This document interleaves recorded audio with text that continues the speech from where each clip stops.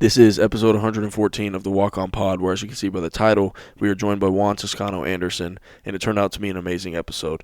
He's been in SAC training with Jared recently, and we asked him if he would want to get on the pod, and he was kind enough to do so. But he asked if we could talk about everything that came after the Warriors championship. So obviously, if you don't know Juan's story, he has an amazing meteoric rise to getting into the league and onto the Warriors and winning a championship.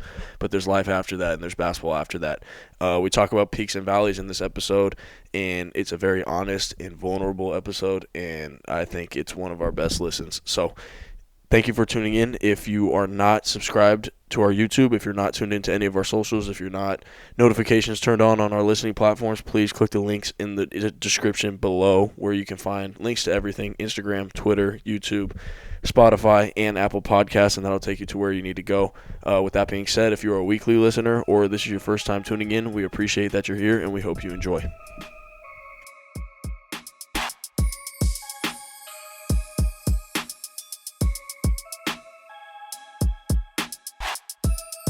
Thank you for tuning back into the Walk On Pod. I am Luke Avdalovich. With me, as always, is Jared Waters and Tommy Ball, and we are very, very thankful to have a special guest back with us this week. All three of us have gotten to know him a little better this summer, which is a blessing, but we are very thankful that he's here with us on the pod today. We got Juan Toscano-Anderson with us. Juan, appreciate you, man.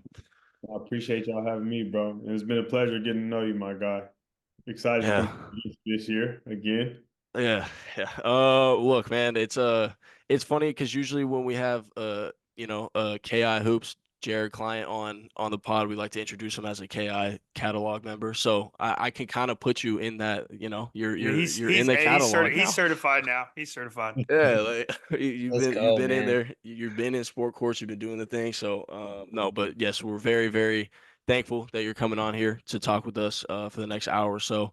But when we asked Juan to get on, he said, "Hey, look, I've told my story hundreds of times. It's out there. It's plenty of times. Why don't we talk about post championship, right? So if you don't know Juan's story, like he said, it's out there on plenty of other media platforms. We're bringing you a different angle to the Juan Toscano-Anderson interview here at the Walk On Pod. We're talking about what came after the story, after his upbringing, after the championship, and what's going on after. So Juan, I'm gonna kind of give you the floor from there, and we'll organically take it after that. Yeah, man. I mean, you know what, bro? I just think people, when they do talk about their story and stuff, they always talk about like the upward trend, right? And then like the climax and all that stuff. But the space that I'm in right now, nobody ever really talks about that space. I think a lot of guys are embarrassed, to be honest. And I can see why. Like, I'm a human being, bro. I have emotions, I have feelings. Like, there's a part of me that, sometimes be like, damn, like I'm not in the league right now, like don't have a contract. Damn, I just won a championship 2 years ago. Like there is some I can see why guys would be embarrassed, right? But as for me, like personally, I don't let basketball define me. Basketball is just something I do, so I don't find my identity in basketball. So I don't mind sharing this part of my life, like the demotion, as I put that in quotations, right? Because even if you get a chance to play in the G League, like you're still in the top whatever percentile in the world in the sport that you play or in your career path. But like just going back to the G League, getting called up to SAC. There's just so many parts. I don't know how you guys want to approach this, but there's just a lot of different places, like playing for LA. Getting hurt 3 times, and like the first month of the season was just crazy. So I mean, there's just a lot to talk about, bro, and that's why I would prefer to move on from like the upward trend in my career and then like the climax. And everybody talks about the championship, and that shit's cool and all, but I think guys can find more value on this side of like my story, because there are more guys out there that experience what I'm experiencing now, or whether it's on the way up or maybe I want to use quote unquote, because I don't feel like I'm on the downward trend of my career. I still feel like I got a lot of basketball to give, but more or less like the downsides of this, right? So that's what I would say, Juan, I think the easy way to explain, not to cut you off, is like the peaks and the valleys, right? It's right. like doesn't mean that there's not another mountain to climb, Exactly. but No, but you have the to respect valleys are all tough. the valleys, bro. Yeah. So, post championship, that was like the high of my life, or the championship high of my life. I remember, when I went into free agency and I signed with LA, bro, like I was extremely excited. I was on the beach, I was in Oaxaca, and I cried for like an hour straight on the beach. And I didn't know why I was crying. I don't know, bro. I was excited. It was like, damn, like playing for the Warriors is dope as fuck. Hometown team, obviously the Warriors are who they are, but playing for the Lakers is like a whole nother level. When it comes to visibility, when it comes to notoriety, when it comes to like pressure and just like really it being the business. So it was an exciting opportunity. It was cool to play alongside, Hall of Famers and stuff like that. Playing Staples Center. Staples Center was amazing. But then it sucked, like, getting injured. I got injured, and I had like random injuries, like the little nicks and knacks that you get. Like I had a Charlie horse. I got kneed in the thigh in like the second game in preseason, so I was out a game. Then I came back. I took a charge and fell on my tailbone, so I had a bruised tailbone for like a week. So I was out for like 2 games. Came back, and I think like the second game of the season, we played Denver. KCP rolled on my ankle, so I had a sprained ankle, and then I was out for a few weeks. Then I came back in December, right before Christmas. We were playing Toronto at Toronto. I was sliding and stepped on Thomas Bryant's foot on my other ankle, and I had like a grade 2 sprain. So like, bro, like that part sucked because those things are out of your control. You know what I'm saying? And like I said, I was at such a high with the championship, coming off the championship. Even though I didn't play a lot, like still competing in that environment every day. It was just like it was championship environment, obviously. I felt like I was ready to compete and just branch off into a new chapter in my life and really just kind of propel into whatever it was, bigger contract, bigger role, all that stuff. And then I ended up getting traded to Utah. Utah was, they were a growing team that had a bunch of young guys. Like I knew that I really wasn't going to be a part of what they were doing moving forward. I mean, I was 30 at the time, about to be 31. Like I feel like where I fit is on like a team that's trying to win now, where I can come in and compete and make the team better and all that stuff. Not like a rebuilding team that's growing with young guys trying to find their next star. So once I got traded to Utah, I kind of knew the writing was on the wall, more or less. You always hear guys say like, "Oh, no, you won a championship. You were part of championship pedigree. You should be able to get a job for a long time." But anyways, waited all summer last year. Then, had a few different situations, but situations that just weren't what I was looking for. And then Mexico City became an option. Just, because obviously I didn't have an NBA job. I knew what the circumstances were, behind the scenes of what I had going on the previous season. So, I know I'm still an NBA player. I believe that. So I believed it then. I believe it now still. So anyway, I went to Mexico City. Situation was cool. Ramon Diaz, I've known him for 10 years. I don't want to get long-winded. Y'all might want to cut me off somewhere, but You're Nah, good, keep man. going, man. We're just flies on the wall here, man. Ramon Diaz, I've known him for 10 years. He was my national team coach. Obviously, they don't have an affiliate team, so you don't have to deal with two-way assignment players. And it's Mexico City, biracial, Mexican citizenship. So it was like home for me. I've been to Mexico City 100 times. I know the city, I know people, so it was a perfect situation. Ended up getting called up to SAC. And I had like a little injury going on. Well, at the time, I didn't know it was exactly an injury. I thought it was just like something was just bothering me. And then when I got up to SAC, like literally the day before or the day I got the call to go up to SAC, I was actually scheduling an MRI to see what was going on with my body. Um, didn't get a chance because that happened the same day. So I got on a plane, blah, blah. Like I said, I didn't know that I had an injury. And then obviously I was injured, so SAC waived me. And here I am now trying to figure out the rest of my life. No, I mean, I Yeah, will yeah. say, I will say this. I appreciate, and I think we all do, like the vulnerability because we've talked about it on here on the pod plenty of times. the small percentage of basketball that like the average viewer sees, which is the NBA, the pinnacle of basketball, is such a minute portion of professional basketball, right? So like you're talking about, going to the G League and figuring out all this other stuff.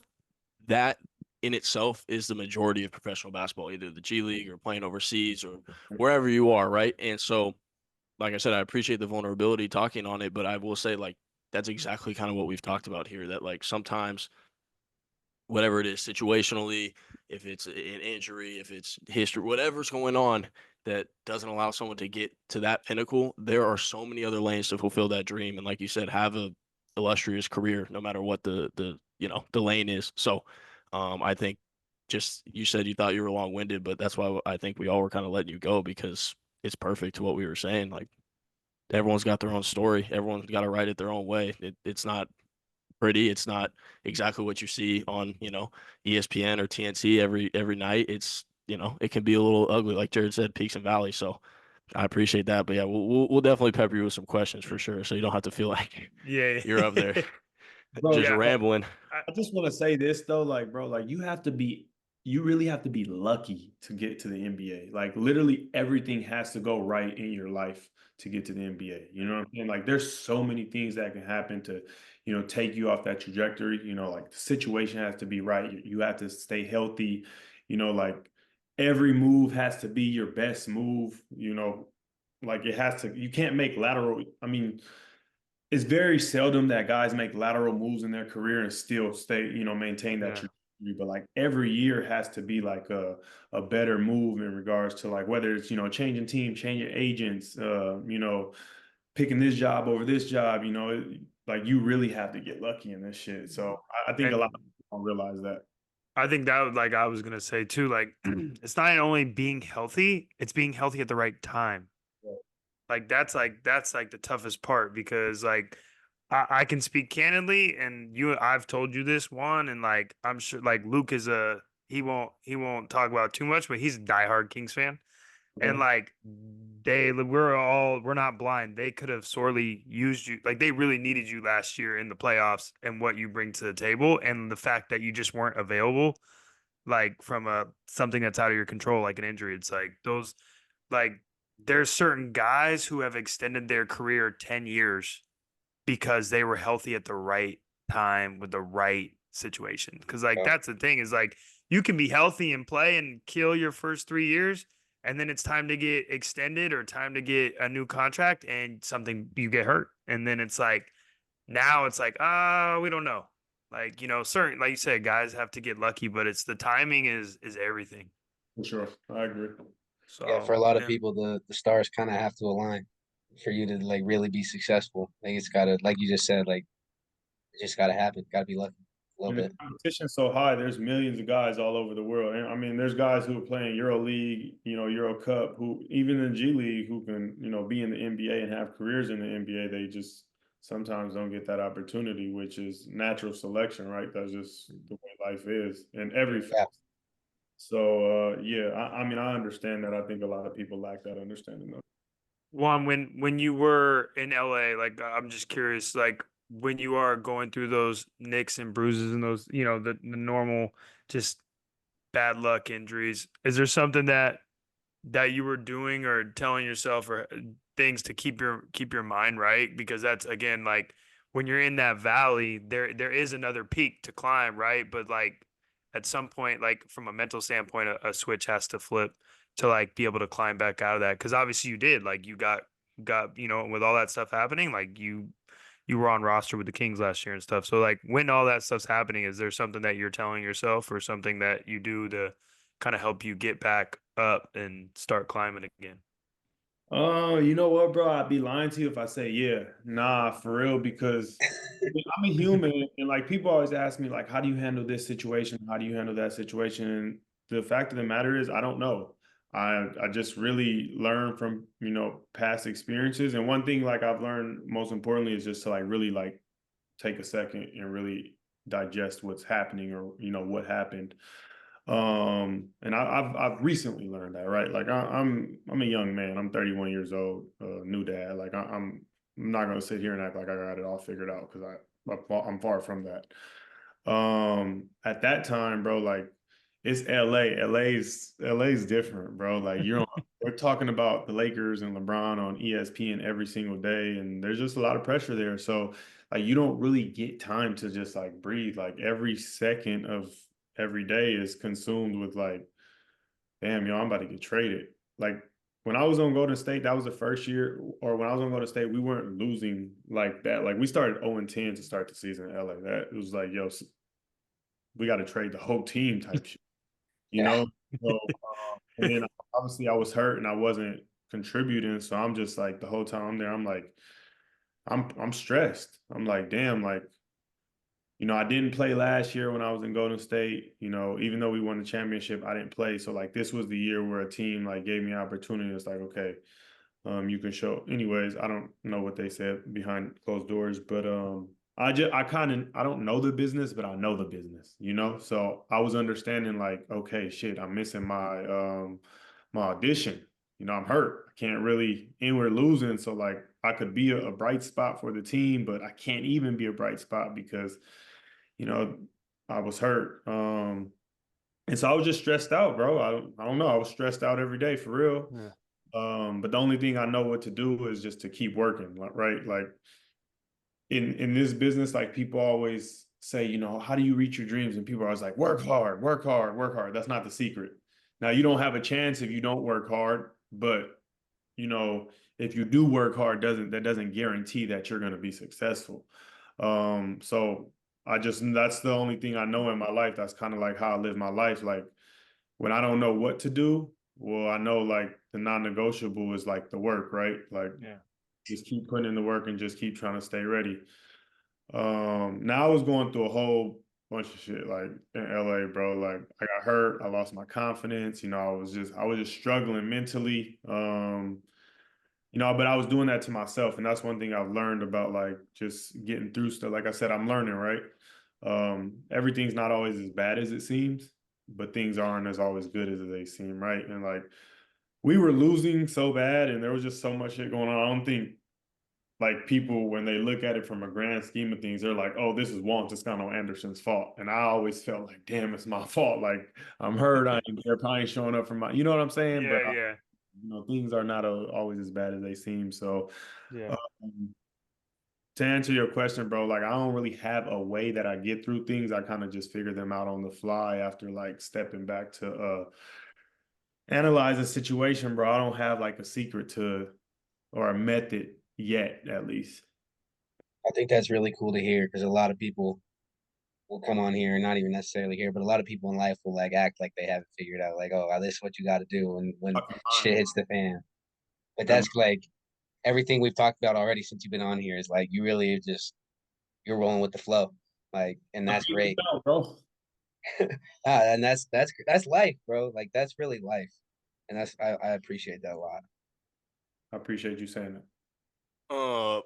Fast forward a little bit to Mexico City. I wanna touch on it because I know you gave a little bit of background on playing for Mexico City, and I think for those that aren't tuned into the G League, they kind of have no idea exactly what that means. And for me, like last year going and despite us getting ran out the gym, it was one of the coolest environments to play in. Like it was amazing. So, could you kind of just touch on because I don't think I could describe it as well as you could. Obviously, you playing there, but it is a spectacle, I think. And like I said, if you're not paying attention to the G League or what they got going on with the Capitanes, like it's pretty dope. So, would you mind touching on that a little bit? Yeah, so obviously the NBA does their games there every year. I mean, they've been doing it for however long, I think like 16 years or whatever. The Capitanes are the G League team in Mexico City. However, they don't have an affiliate team. They've been there. I think this will be the fifth season, upcoming season, I think, maybe for the team. Fourth, if I'm mistaken, fourth or fifth. And it's a crazy environment, and it's that way. One, because the cultural differences, like the cultural differences. In America, like if you cheer for somebody or like you show fandom, people be like, oh, like I don't want to use vulgar language, but you know what I'm saying. Like you jocking Yeah, that, you jocking that person. You know what I'm saying? Like bad, bro. It's really bad now. Can't truly Yeah. show like fandom and love in America. It don't hit the same. Like if you go to foreign countries, like there's no filter for fandom and like that's why people cry over Lionel Messi and Yeah. Ronaldo because they don't There's have no embarrassment. There's like no there's no like subconscious like fear of like social yeah, like exactly. I'm just a fan and I appreciate what you're doing. So like Mexican fans are that way and they're very prideful. Like they really show pride in their teams and so forth. And it's not the only basketball team in the country because there's 3 other leagues, I believe. There, the league I played in, LMBP, SIBA Copa, and I think SIBA Pac. But like from an NBA standpoint, the G League, like it's the only team and they get to watch guys who are in the NBA, two ways assignments, guys who've had NBA experience. So it's the best level of basketball they're getting consistently at this point. And you got one team in the whole country. I mean, okay, maybe the whole country doesn't tune into Capitanes, but even in the city, I think Mexico City got like close to 24 million people in the city. Like, come on, you can easily, fill a stadium with that many people. yeah. So, Well, on average, we get like 10,000 fans. I think sellout is like 17. I think that was the record last year versus Orlando when we did opening day. It was like 16-8 or something like that. 17. That's like more than Arco did. Bro, Yeah, that's and an imagine the whole game. Capitane. The whole game. It does not matter what's going on. Yeah, up 20, awesome. down 20. It's like a soccer game. They were I don't up think we 40. were down 20 though, Jared. My bad. Sorry. That wasn't a shot. For all No, intents and purposes, when we played there, it was a 40-point game, and they were still chanting the entire time. Like that's dedication. That's what you're saying. That's fandom right there. Yeah. love it. And you know what's interesting about that one because you've played in obviously in every arena and like even in Staples. I haven't been in Staples, but I've been in Chase and I've been in Oracle. Like there's like a very small percentage of arenas in the actual NBA teams that like people are like engaged even half the game. Bro, it's probably like 8 arenas. Yeah, at most. That's at most. Like there's some bad spots to play. Like no offense to any team, but like as far as the fan support and engagement. Yeah, Because and like there'll be people in the stands, but like there'll be half people are not paying attention to what's going on.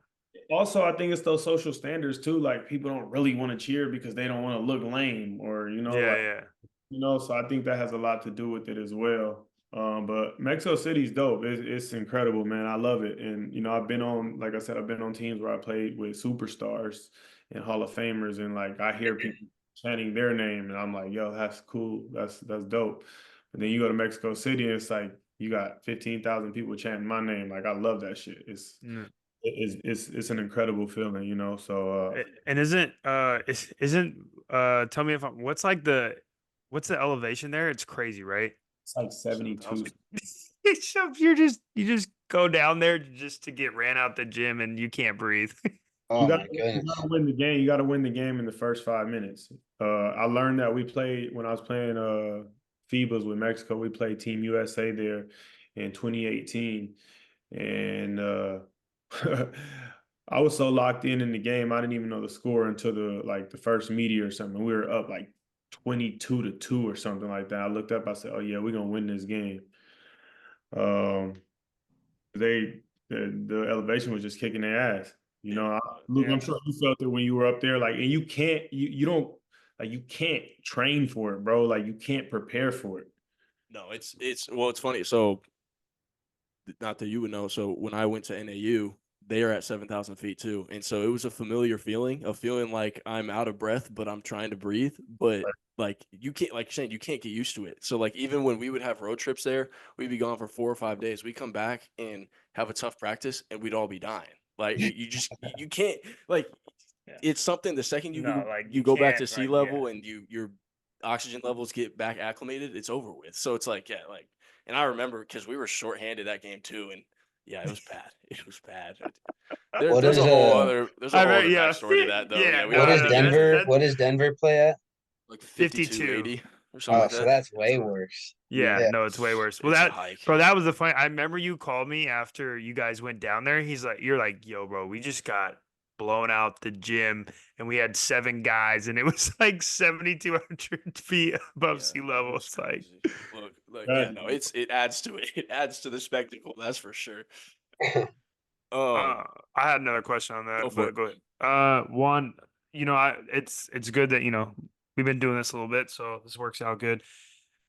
You kind of spoke on it a little bit, but I want you because I think it's also really cool. Like this, like you said, life in basketball takes you in different paths that you're not sure. But now, like obviously, you're going back, and it's like I can only imagine what it means to you and to the country and stuff like that. You having dual citizenship and obviously having Mexican like heritage and stuff like that. Like, just speak on like what that means, not necessarily for you, but like for the like Mexican culture and heritage and stuff. Like, there's only been one guy, like 1 or 2 guys outside of you that have played in the NBA.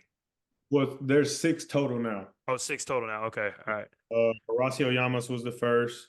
Eduardo Nájera, Yeah. Gustavo Ayon, Jorge Gutierrez, myself, and now Jaime Jaquez. Yeah. And you know what, bro? Like, it's a lot of fun. It's really cool. It's special because there's millions of guys out there pursuing this career, pursuing this, this dream. And there's going to be a million guys next year. There's going to be a million guys the following year. Every year there's going to be more and more and more guys. Like, it's not very often that you get to make history. It's not very often that you get to be a part of history. It's not very often that you get to be the first. And I'm a part of all those things. I'm the first Mexican to win or Mexican descent to win a championship, et cetera. So I just embrace the moment. I enjoy the moment.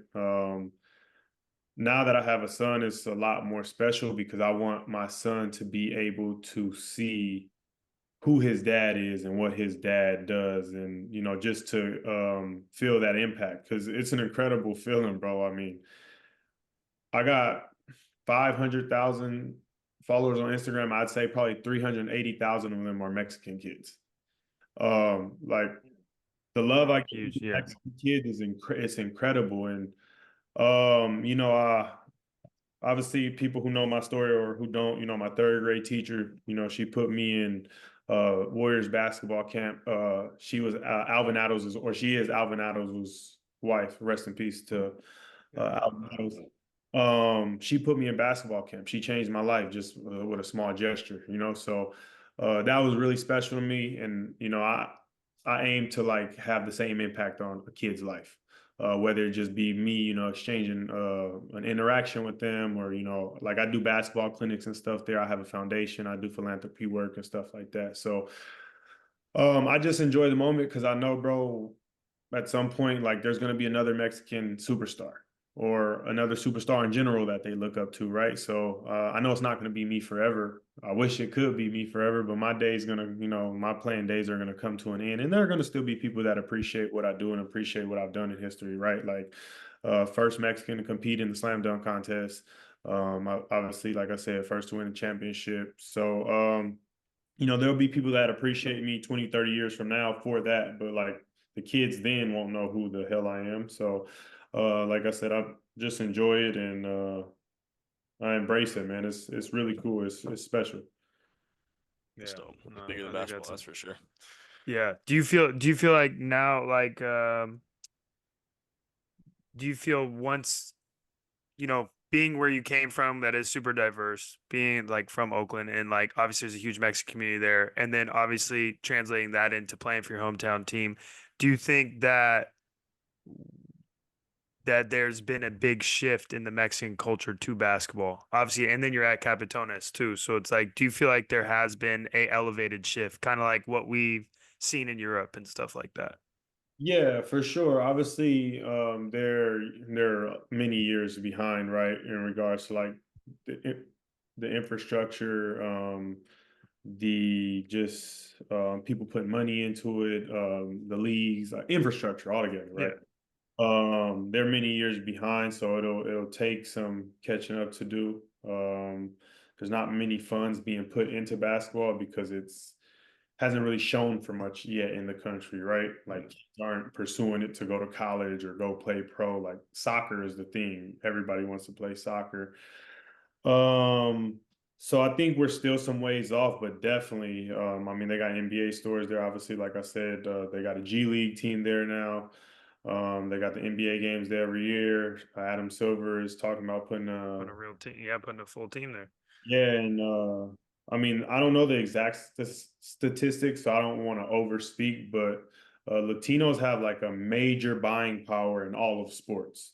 They lead the way actually, and fans who like buy merchandise, who buy jerseys, etc. Like Latinos are seen as like the most diehard fans. So there's like a major shift into sports, right? But in Mexico altogether, like obviously it's a developing country in a lot of different parts, like people are getting internet, people are getting phones, they have social media now, like they're seeing so much of the world and, just newfound stuff. So I think in like 10 years, 15 years, there for sure be like, whoa, this is insane from, where it started to where it is now. That's super dope. Definitely. All right, we got to get into the clickbait stuff. We got to get into the clickbait stuff here. So, Juan, your name has been floating around a little bit with a clip that's been surfacing about you in a timeout in a huddle during the Intercontinental Cup, I believe it was called, right? And we talked about it in the gym and everything, and I think Jared and I had a conversation about it and wanted to defend you, but what better than, having you come on here and defend yourself. So if you want to go ahead, talk about what happened and, because I believe it was taken out of context. I know that we talked about it in person, but it's not my place to say. So whatever you got, the floor is yours. Yeah, man, I think there's a lot of layers to it, right? Like, I kind of I've been sitting on it for weeks now. Because I didn't really know how to respond. Because I've always been somebody that always tells people like it's not what you meant to say, it's what you said. I know what I meant to say, and also like the clip was taken out of context. It's a 6-second clip, amongst the whole huddle, amongst the whole message and idea that our team has. So I'll own that, and I'm apologetic to anybody that I did offend. I have friends who I love and respect, who are from Europe, who've, made their career in the European League, who've come from Europe, into the NBA and have killed. Janis Vesely, I'm not sure how you say his first name exactly, but he was like the first guy I ever seen my second year of playing pro that really was just like, whoa, this guy's different. Like, those guys where you say, yo, he's different. Vesely was one of those guys that we played against him in Czech Republic in a friendly game when I was playing with Mexico. He just absolutely dominated us. I got a lot of respect for European players and just the style of play over there. The IQ level, the method they play with, like all that stuff.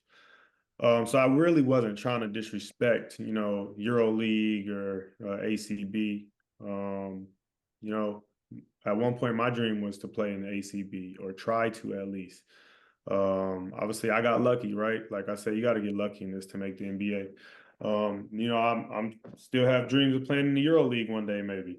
But anyways, what I was just trying to do, like I found myself that was the first time in my career where I was the oldest on the team with this team. And all the guys, we just kind of bought in. We all clicked right away. They called me vet. Like I kind of led the, pregame talk between the guys, whatever, right before we go out, after timeouts, blah, blah. I was like the vocal guy. And so I had told them the night before or the day before after we beat the Australian team, I told them, I'm like, yo, this is a team full of guys who have, gotten maybe 10 days, two-way guys, et cetera, like that. Like, yeah, I've been through this business before. Like, I know how this goes. I've played overseas. I've been in the G. I've gotten waived. I've been on two-way. I've gotten cut 10-day. Like, I've seen this shit, all the waves, the peaks and the valleys, right? And so I'm telling them this. I'm like, yo, we have to win this game tomorrow. Like, if you guys want to be NBA players, like, we have to win this game. These are the games that you have to win. So that was just kind of more of the idea, right? So on the timeout, I'm like, yo, our dream is to play NBA. And they came out and absolutely manhandled us from the very beginning. Like, they just, from all aspects, like, they played harder than us, they took good shots, they played good defense, they moved the ball.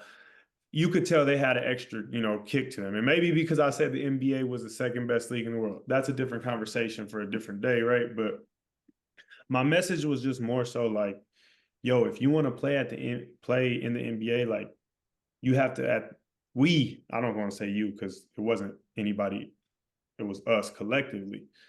We have to play at this level. We have to compete at this level. Like, don't think about that. Don't think about that. If this is what you want to do, which is like, that's what I'm saying. It's in context because I'm particularly speaking to guys who want to play in the NBA. That's why they're in the G League. We got to play at the highest level. We weren't playing hard. We weren't playing smart. We were taking bad shots, playing, bad defense. Now, granted, we were tired. We just came off a tough night the night before. We had a 7-man rotation, lost both of our point guards before the tournament, one to COVID, one got a two-way, like, lost one of our big men, to a concussion. Like, there were just a lot of things that, went against us, but that's neither here nor there. The point is that we were getting our ass kicked. And that was just more of my message is like, yo, like, we got to play at a certain level to play at the highest level. And, it's unfortunate. I get it. That's the world we live in today, right? Like, I didn't even know there was a camera in the huddle, which sucks. But, what can I do? I can't cry about it. I said it. It's out there. The part that bothers me the most, like I said, is just that I have friends that I really love and respect. Nemanja Bjelica being one. I play with him in Golden State. I really love that guy. That's my guy. Andy Panko, who was ACB MVP like 2 years in a row. He was one of my vets. Kendrick Nunn, who I played with in Santa Cruz, played with on the Lakers. Like, he's killing EuroLeague. Like, there's guys in EuroLeague in Europe that can play in the NBA. I know that. I was one of those guys from the outside looking in, trying to get in. Like, I've been there before. I wasn't, trying to diss nobody. That I am the story. I am the come up. That's my story, right? I wasn't trying to diss nobody that is playing in the lower league. But like I said, I'm a human being. I have feelings. I've been in a position where somebody has said something to me and I was offended by it. And then they're like, yo, I didn't mean that. And I'm like, okay, but that's how I perceived it. So that's what I led with. I'm apologetic for anybody that I'm apologizing to anybody I offended. That wasn't my intention. I'll do better. Like I said, I'm learning. I'll be better. Now I got to be more cognizant that there are cameras and huddles now. It's 2024. I personally don't really like that because then it takes away the true essence of this competitive game. Like, when I play basketball, I hate the other team. I don't just want to beat you. I hate you, because this is my job. This is what I do. This is how I feed my kid. And also, this is what I love to do. I love to win. So I'm just like full force, all emotions in, 2 feet in, like when I'm competing, right? So, if we put a huddle in every locker room, if we put a camera in every locker room or in every huddle, there'd be 98% of players and coaches getting fired. Yeah, I can only imagine. Yeah. So, I could sit here and be like, man, poor me, poor me, poor me, but I'm not going to do that. I understand that I get both sides, right? I get it. I think it was just really ignited also by the fact that I said the G League was the second best league in the world. I think like people kind of took that as a diss which when I said that, it was kind of like just in, we was talking and they kind of just blew it up. I didn't even think anything of it, to be honest. So I think that kind of just led into that, and people already had this like preconceived notion that I was kind of like trying to diss international basketball, but it's like that's how I started my career, playing international basketball, playing FIBA. that's where I learned how to play professional basketball. That's why I played so well with the Warriors, because I know how to play very methodical basketball. Also, the Warriors play methodical basketball with freestyle, right? But like, I know how to play good basketball. So that's the last thing that I want people to think, is that I'm trying to diss, European basketball or international basketball as a whole, because I really respect it. I mean, look, some of the best players in the NBA are international players. Giannis, Joker, Luca, the list goes on. So yeah, man, it's unfortunate that that's the clip that they got, but I ain't gonna cry about it. I'm gonna own it, and I'll just address it, when needed. Um, and I know some people are gonna just, run with that idea of that's who I am. That's what comes with playing in this business, right? Sometimes you're gonna be a villain in some people's eyes. I'm not worried about that part. I just don't want people to think that I'm like this condescending person, because I'm not that. No, look, man, it was like I said, when it hit the scene that Jared and I were talking about, I remember we were having a conversation. We're like, man, like, if let's say you were at practice and so like your team couldn't get through a drill, like whatever level, this could be high school level, and you're like, if a coach stopped and was like, we aim to win the section championship, we aim to win the state championship, and we can't even finish this drill, does that mean like they're talking bad about someone? No, it just means that this is the standard that you're trying to hold someone to, and that's what you're talking about at hand. So it's tough, and I know, and I'll say, like you said, I think social media loves a villain. So That's what I was just gonna say. It goes back to what you were saying earlier, Juan, about people like you can't even celebrate people. Like everyone's just looking for like a negative comment to promote. Like especially during a it's time what's when there cool. was no basketball going It's on what's too. cool right now in the world, and that sucks. And I hate it. Like it's the worst thing ever. And it's truly like it's truly how everybody feels, right? Like, from GMs, agents, players, and fans. Like, that's why in the higher leagues you're in, you get paid more, because you're theoretically better than other guys, right? On paper, you're better. If, as a fan, when your team loses to a team that's a worse team on paper, as a fan, you're like, yo, you guys suck, or cut these guys and go get new guys, right? Like, GMs, coaches, everybody feels the same way. But I get it. I think, the language that was used, also like the cultural differences, right? Like, they're probably reading this in Spanish, or reading it in, Greek or Yeah. French, or, Turkish or Russian, like, and it probably translates in a different way. So I also understand that too. Um, but yeah, man, it's unfortunate. It sucked, to be honest. The first few days, it really, really bothered me. And it was like I immediately got off internet after the or deleted the Twitter app after the game, because I was like, yo, I already know what's about to happen. I don't even really know what's on Twitter other than what like people have sent me, which has been like 3 or 4 things.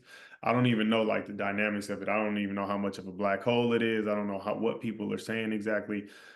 But like I said, I played international basketball, so I know I kind of expected some feedback, for lack of a better word. But it bothered me though, because I don't want my friends who play international basketball to think that, I don't respect, what they do. Yeah. I also No. think like, and again, I can be admittedly biased towards you because I know you a little bit, right? Is like anybody who's, to me, like, and the way my brain works, anybody who's like worth a damn as a competitor is gonna feel the same exact way and gonna say the same exact stuff. Like in that situation, like if you're getting your head cracked, like, bro, I'm not nice to my teammates. I don't care how much I love you. I don't care if we could be best friends. Like, yo, we will come to blows, bro, if you're not on board with playing hard and doing the right things to win games. Like, yo, what's up? Like, you're gonna have to see me. Right. And especially in that situation, because it's like there's a lot at stake and like it was a critical game. So it's like It was a championship. yeah. So it's like it's not like we made it this far. We've gone through all this stuff, and now we're here at the final step, and we're just not like it's just an effort thing more than Yeah, anything else. So it was all of us collectively. Like, yeah, we were all getting dominated, like, just from an effort standpoint. They were getting all 50 balls, you know what I'm saying? Like, we were making game plan mistakes, stuff like that, and it was all of us collectively. It was across the board. It wasn't one person specifically, and I want that here too. So that's what I think. I think, like, at least from what I saw, Luke and Tom might have saw different stuff. I would say, like, majority of the people commenting are people that have never been in those environments or those situations. That's like, that's like the standard of being on social media. That's social media. Yeah, so it's like people talking trash are like, bro couldn't make his Sideline JV team. haters, bro. That's crazy. Yeah. Sideline haters. Get them out of here. No, I mean, yeah, I don't want to stay on it too long because I'm sure, like you said, The reality, water under the bridge. reality is, Yeah, it's got to moved keep on. one foot in front of the other. So, let's switch gears. Lighten the mood a little bit. Let's get into the starting five here now. If I'm not mistaken, I do believe you're wearing an Oakland A's hat there. Came prepared for the moment, so we're going Oakland Sports. Now it makes sense why you moved here. You just want to move with your team. Bro, I don't even know if I'm in there because the way they did it, I mean, the whole thing is just a shit show, right? The Warriors left, the Raiders left, now the A's leave. Don't get Tom started. Oh man, Yeah, I'll get pissed off, bro. You an A's fan, bro? Yeah, just the Oakland. I was an He's Oakland all sports three. fan. Yeah, my dad grew up in that area, so like we were Raiders in the house, like Nice. Warriors, all the above, man. So Good I was one. pretty pissed. We talked about this last week. Yeah. No, it's oh, go for it. My bad. I was gonna say, so starting five. Starting five. So we said Oakland Sports. So the way we do it, Juan, we usually let the guests kind of pick the order. So we do like a serpentine draft, like a snake draft, like fantasy football or whatever. So you can pick the order of the way that we draft, and we'll go one position at a time, and then we'll do the walk on at the end. Oh, well, I get to draft first, right? You can, if you want first pick, you can take first. You give us the order, and then the other thing that we do too. I don't think I explained this part is that you don't have to go in order: point guard, shooting guard, small forward, power forward, center. Okay. So you're gonna put him into one of those positions, but you can draft your small forward first and give us a reason why he's your small forward. And again, that's just the positional stuff. It can be any sport, Oakland sport. Since I'm going first, does everybody have the same layout on the screen? Probably different for everyone, but go. Yeah, Okay, so I mean, I'll go first. Tommy, you'll go second. Jared third. I'm sorry, Luke, but you got to go fourth because I'm going clockwise according to my layout. Luke likes fourth. He likes the turn. I'll get the turn for the snake draft. All right, Juan, first pick. What you got? I got Bill Russell. Wow. At the center, I'm sure. Wherever we play, we go positionless basketball. All right. I love that. The center. That's a good pick, actually. I'm gonna go. Yeah, he can play shooting guard. I'll go shooting guard here. I'll pick guys that are more from where I grew up on. So I'm going with Marshawn Lynch here at the 2 guard. Marshawn Lynch, 2 guard. That's the only reason why I was upset. For clarification, these are all people from Oakland, or that are from Oakland or played for an Oakland team. I was thinking played for Oakland. I could say or both. I think both. We do both. It could be Oakland Marshawn native. Is from Oakland too, isn't he? Yeah. But I'm thinking Oakland native or played for the Oakland teams, and it was adopted. That's kind of the way obviously. I put mine together. Yeah, that's the way I did mine. Okay. All right, dang, Tom, that's a good pick. You said shooting guard there, Tom? Yeah, shooting guard. That's a Marshawn at the nasty 2. shooting guard. That's a really good. I had him at the power forward, to be honest, but that's really good. Physical. I like the power forward guy. Yeah. I have at the small forward. So, all right. So I'm gonna go shooting guard as well because I got to get this guy off the board. He was the first one that put the Warriors on the map. Give me Rick Barry, man. Nice. Rick Barry at shooting guard. All right. So I'm gonna go ahead and this is, I guess, I'll go my shooting guard as well. I've said it multiple times. Not a big baseball guy, but when I think Oakland A's, this is the guy that comes to mind. I'm going Ricky Henderson at my shooting guard. Oh, good pick. Good pick. I like that. I feel like he's kind of the face, like, of that's a good call. Oakland athletics. And then we're gonna go to point guard, and I'm gonna switch it up from not a person that played on an Oakland team, but is from Oakland. I'm gonna take Dame. I'm gonna take Dame at the point guard. Nice pick. Oakland native. So last place gets 2 picks in a row. And we swing and then back around. it'll be me. Oh wow, that's insane. Yeah, see, that's why you got. You'll get 2 picks. on You'll this get your next. back to You back. get you get Yeah. the same thing, 2 picks. Okay. Okay. Because we were just talking about it, I need people that want to win, and this guy wanted to win probably more than most, if not more than anybody. And he was nasty about it, and he let you know. That's why he's true Oakland. Give me Gary Payton, the point Okay. guard. Great pick. Gary Pick, Payton at the point. great Great pick. pick. That's me, right? Yep. Okay, yeah. I mean, I'm gonna go point guard here, and I'm gonna go Steph here at point guard. So enough said there. Okay. So point guard, I'm going J Kidd. Yeah, good Nice. pick. There Great we go. pick. Ah, You great. get another one, Juan. So what position I'm feeling now? Because Bill Russell, I took him. I can put him at center or power forward. So can I pick any position or? You can pick any position. You can go. I mean, if you tell me what position you want Bill at, and then obviously Jason Kidd at point guard. So, you know, you got to fill the other I three put positions. Bill at the center then. Okay. So yeah, you can go got shooting guard, small forward, power or power forward. forward. Shooting guard. I'm gonna go Clay, man. Clay's special. Yeah, man, with pick. the boat, Can't the go wrong. boat chronicles were epic. Guy lived Kayak in Clay. Oakland. Everything he's done for the Bay, I love Yeah. Clay. The opportunity to really know him as well as a person. He's an incredible person, but I got a special place in my heart for Steph, Dre, and Clay. So Yeah. Clay. That's big. That's big time. Pick. We like that. I'll go small forward here. Give me a guy with one of the nastiest curveballs around. He actually just sang the national anthem for the A's, their last game ever. Give me Barry Zito here. Really good pick. Oh, that's a Really good good pick. pick. Good pick. Junior college product. I like No, that's that. a Oakland really good A's, pick. Oakland A's, Barry Zito, not the Giants, Barry Zito. That's I it. remember him as a Giants Bears. He was both. He was a Yeah, Giant. he No, is yeah, nice. I know. Yeah, he is Like, nice. great, yeah. Yeah. Okay. I'm gonna go center here. And the reason I'm putting this guy at center, I don't know how tall he is, but his facial hair was larger than life. Give me Dennis Eckersley Okay, good one. Wow. at the center. Wow.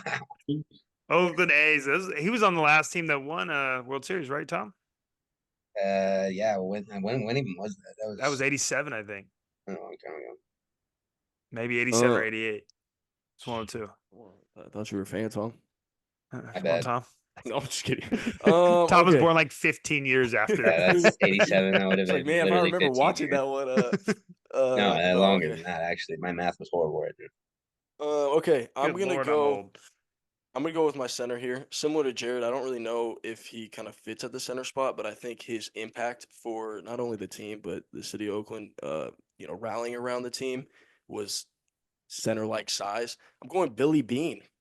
Whoa. The manager of the Center A's. money ball. Wow.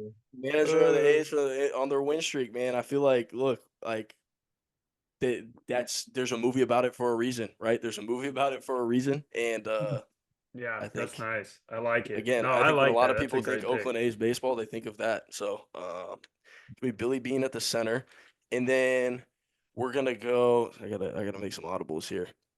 At the small forward, I'm gonna take Sebastian Janikowski, one of the most lethal Oh, dude. legs, one of the most lethal legs of all time. Seabass. You can Guy check. was drunk Look, like half you the could- games. You could check my look. You could check my research. I believe he is the highest point scorer in Oakland Raiders history. I The believe most so. points scored Yeah, for bro. Oakland Raiders is Seabass. Sebastian Janikowski. Yeah. Seabass had a leg. Yeah. Yeah, he's nice. That's a that good guy. one right there. Jesus That- Christ. I respect my kickers, man. I respect my Yeah. kickers. Man, I'm. This is awesome. I'm sad I missed on one guy, but I'm really glad that this guy. Maybe Dennis Eckersley can't rebound, but I know this guy is going to really mix it up down there. At my power forward, give me John Madden. Rest in peace, Wow. John Madden. Rest Y'all in going peace. way back. All right. Luke, That guy embodied Raiders. Luke, where'd you take Seabass? What position? I put him at the small forward. Okay. He's You're getting taking blown by. You're taking Janikowski, so I gotta do this because you know what's funny is like growing up, like the Raiders were so bad, man. But the one thing you could always count on was their special teams was gonna be so elite. We had the best punter and the best kicker in the league forever. Give me Shane Leckler at the 4. That guy's like 6'3", 230. He was That's because they got so Because many he had to reps. punt a lot. he was punting in the 10. He was in the 10. Like, it was automatic. He was like darts. Yeah, guy was punting 10 times a game. That's funny. So do I have to fill my team before I fill my 6th man as well, or no? Yeah. You'll That's the get only last rule. pick for walk on. Yeah. This is tough, man. I got a few guys I want to go with. I got 2 guys I'm gonna go with. So Raiders, I'm going with Charles Woodson. That's a nice pick.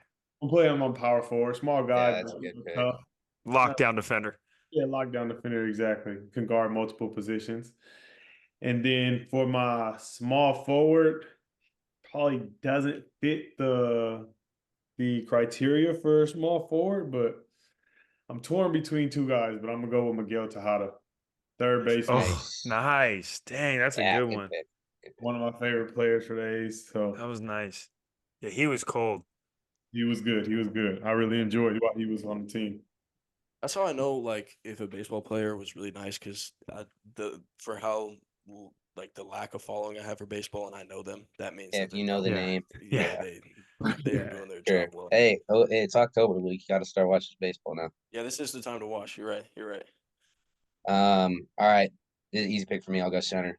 We can't have list. We can't have Oakland Sports list without Steph, Clay, and Draymond. So I'll put Draymond here at the center. Good one. All right. You saw his interview on media day. Which one? Run through his chest. No. Well, he was arguing with the He's been saying some crazy reporter stuff about. Are you gonna be okay?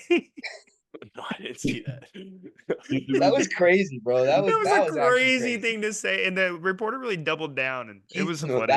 I think that's what was so bad is he really stood on it. Yeah, he's like, no, are you actually gonna play this year? Like, are you just gonna get kicked out of all the games? That's crazy. Orders are bold.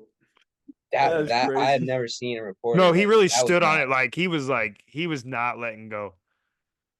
That's crazy. Go ahead. Is it where we at?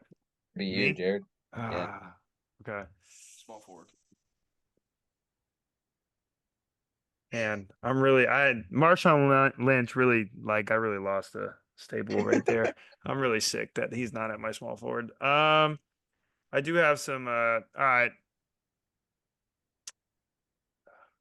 I guess I'll go I know this guy's not going to make any other list, but I got to respect him.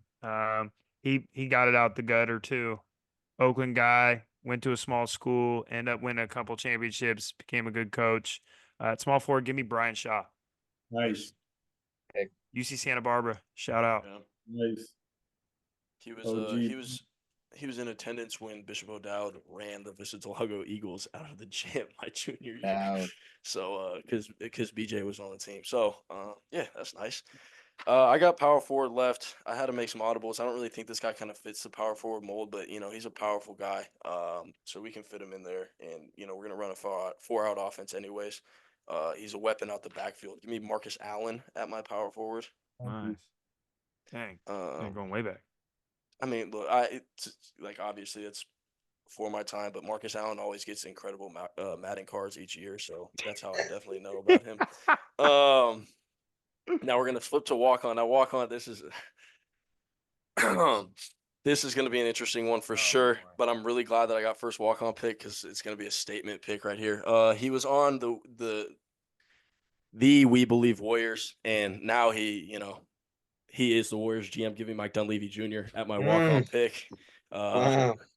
I think look, We Believe Warriors is what we think about when we think Oakland Warriors, and he's still with them. He's obviously a huge part of the People didn't really like him on the We Believe Warriors.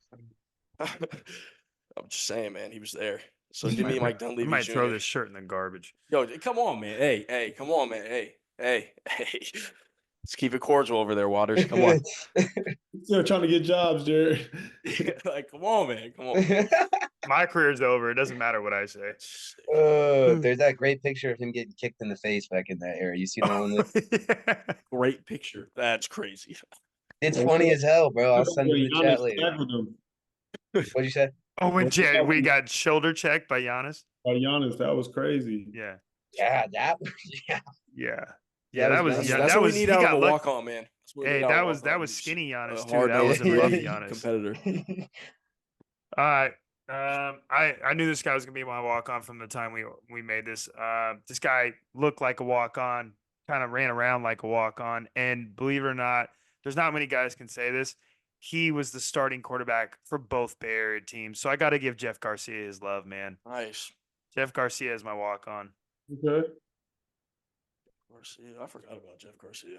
Yeah. Crazy to start for both teams. I think I had a Jeff Garcia jersey growing up, actually. A Niners. You probably did, a Niner one. Yeah. That was the hot jersey then. Walk on here. I'll go with a couple different routes here. Speaking of routes, actually, yeah, there it is. That's a good segue. I'll go with Cliff Branch, OG. Nice. He rest in peace. He died a few years back. My dad loved that guy. He always would show me his highlights and stuff. You didn't want to take You were Antonio getting some Brown crazy with it? highlights when you were a kid. Cliff Branch, bro. Daryl Dawkins. Daryl Dawkins. Chocolate Thunder, bro. You would never know, by the way, you play basketball original- that Jim was original feeding you backboard breaker. Daryl Dawkins. All right, dude. Well, sorry, I'm not 6'8". Like, I'm not gonna. Be No, breaking it's not even backboard. about that. It's just funny. Oh man! All right, That Juan. was just so Be blessed random. with- What, be Walk on. blessed with sneaky Juan, what you got for athleticism. walk on, brother? All right, man. Got an Oakland champion, Leon Poe. Oh, hell yeah. Great pick. Pick. I love pick. that. Such a nice dude, man. You know, get in, mix it up, play tough. Yeah. He's man. That's awesome. That's a great I pick. like it. I like it. Good lineups, fellas. Good lineup, man. That was a fun Production one. team dropped the ball. I didn't get all of them down, so we're just good lineups. We'll just chalk it up. But yeah, Jared, I believe Juan, you hear me and Luke talk about golf a lot. I don't know if you have any plans on golfing, but you have a son now, and so you will eventually find a way to golf because you have kids. But I don't see all the hype with the Olympic Club. That's the wrong side of the bridge. But with 50 chips a night, you don't have to tell me when to go, because I'll be ghost riding the green, looking right. Is that your rap? that was really crazy. Where'd this come from? What, were you planned this out or what? That was a stand. Yeah, he got this. That's You the don't have segment. to man. That's tell my me that's when my to yeah go. that's my he gets a haiku of the stanza week. at the end. He gets a stanza at the end for sure. Shout out You to should have heard the quick E40, bars. bro. I'll send you the clip of the quick bars. I really got in my bag. Started rapping. bars. When you first started, I'm like, where's this going? What is he talking Yeah. about? I treat them Nah, you like gotta- haikus. It's essentially Yeah, haiku. you gotta hear the It's quick not a bars, haiku. bro. It's a stanza. A haiku Yeah, that's is not a like haiku. actual. Haiku Yeah, is no. certain syllables. There's one. You have a scout, Jared. Whenever you're about to, you always go, and then you start it every single time. So Is it's it funny tick? now. I'm just, and I'm like, oh, jeez, here we go. Yeah. He goes, and then the name of the guest, if it's a Yeah. guest. Okay. You get one of those every 100 and episode. what are we? 114. 114 of 114 of them. 50 All chips a different. night. Like Every he's single really one's rapped. different. Like he's actually like gave some speed He's a with it. creative mastermind. So much. Yeah. Yo, that's funny. That's funny. That's right here. All right. Juan, bro, we really appreciate you coming on. I know speaking for myself, I really enjoyed a different perspective, like on like the outlook you brought. I think it's not something that gets talked about a lot, and something that should be talked about a lot. That tougher side, that valley, is what shapes people as human beings. So I think it's really important to hit on. So I really appreciated that. So thank you, bro. Thank you a lot. Appreciate you saying that, bro. Thank you. Fellas, you got anything else? Appreciate you, Juan. Yeah, Love you, man. No, thanks for coming on, man. Man, I Sure, appreciate everybody tap in. Everybody tap in with Juan, man. Tap in.